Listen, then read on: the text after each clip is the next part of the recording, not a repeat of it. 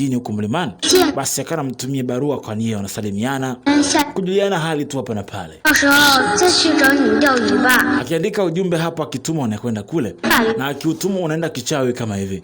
Ukienda kichawi anaipokea kule mwenyewe Sorong.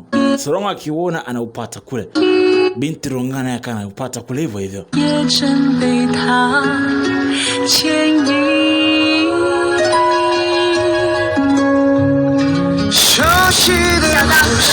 Basi ujumbe ukienda unasafiri, binti Sorong akiwa kwao huko akanapokea ule ujumbe.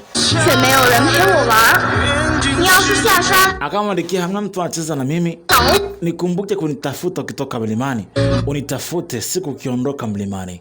Basi akanatuma ujumbe na anamtumia ujumbe akiwa shuleni kwao. Siku zikapita, maisha yakasonga,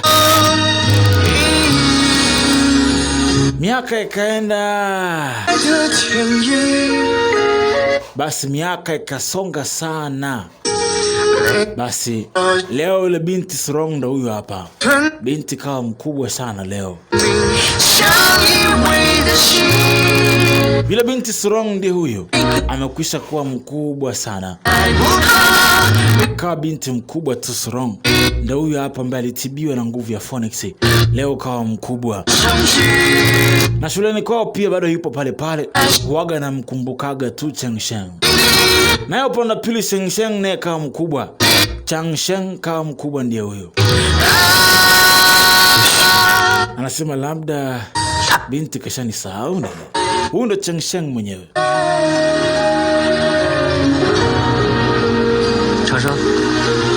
Mara akasikia Changsheng, mwenzake alimuita.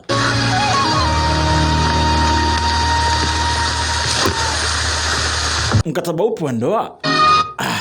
Ilikuwa ni sehemu ya kwanza ya picha, tukutane sehemu ya pili.